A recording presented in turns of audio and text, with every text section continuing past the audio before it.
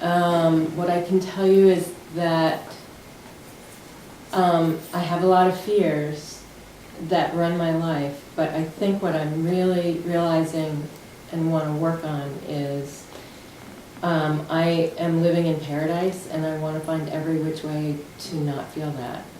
And a lot of it comes through guilt, guilt feelings. You know, my friends have to work all day. My friends are cold right now. Go on and on. I mean, you know, I'm not working. I feel so good. Everything. I throw guilt, everything. What's the benefit of feeling guilty? What's the upside? It keeps me down. Okay, so that's the upside, is it keeps you down. I hate... There's got to be an upside or you wouldn't do it. That's what we're looking for. It may not be a positive upside, it might be familiar suffering, but what is the payoff? Yeah, I'm supposed to suffer, and I'm suffering. Yeah. And you're supposed to suffer because?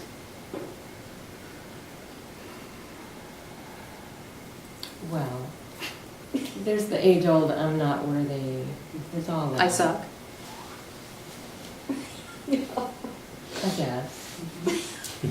But there's also, I just forgot the question. Yeah, exactly. Yeah. We're not surprised, right? Because it's like it's too in your face. We're pushing you. What's the upside of guilt? That's the question. What's the payoff?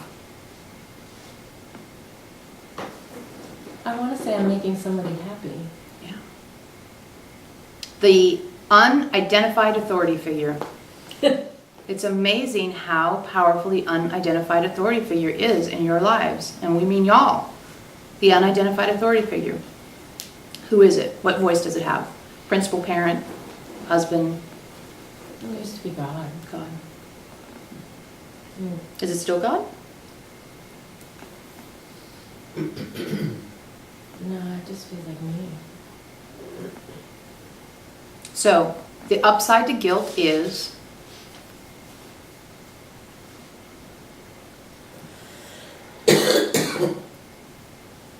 I feel like there is, I mean, okay, what's the upside? It's just so painful. It's like the whip. It's just, and I don't want to admit that I don't want to admit that I don't want to get rid of that. I mean, and I do want to get rid of that. part of what happens is if you fill your life with one thing, especially a familiar suffering kind of a thing, which this falls strongly in that category, if you got rid of guilt, if you got rid of this dynamic, then you'd have to live. Then you'd have to actually live. And it gets louder because you're starting to live. And it scares you to live. It scares you to be seen. It scares you for the world to be part. What am I going to do today? What's today all about? Who's going to see me? Am I doing the right things? How come? Just emanate. Just emanate. Come back into you. It's not over there. It's here. So if in this moment you feel like, okay, it's paradise today, and I am seeking reasons to feel guilty about that, because I'm filling, not with obsessive thinking, but with guilt, my hard drive that keeps anything else from coming in, because what will something else coming in ask of me? What will it want of me? What will it demand of me? You know, that's where the God thing creeps in on you. You know, what will God ask of me? Or what will God see of me? If there's any empty space and you start accessing something greater than yourself, which we like to call your soul, but you can call God if you want to, what will happen then? Uncertainty, uncertainty, uncertainty, uncertainty, uncertainty. To keep the uncertainty at bay, you use guilt. It's your shield. I'm going to use guilt to keep uncertainty at bay. So really, it's an issue with uncertainty. You're afraid of uncertainty. Yeah. And guilt is your weapon. Guilt and money. Mm-hmm. Fear of no money. Mm-hmm. It's all uncertainty. Mm-hmm. Yeah. So we're really getting down to it now.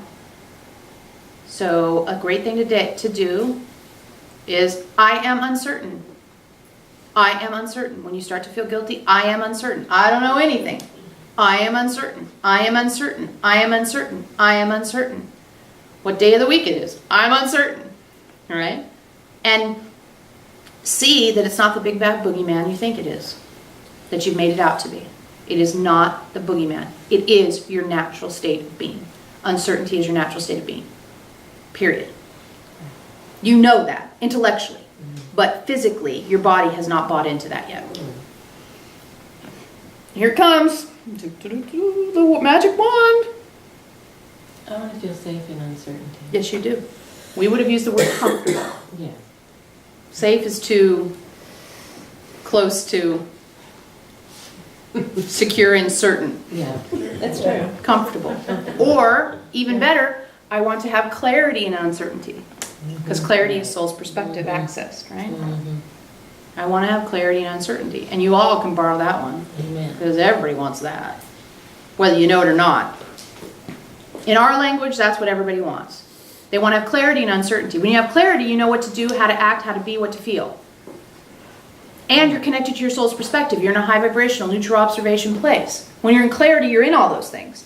And you want to have clarity within the truth of you, which is uncertainty. What is true now? I am uncertain.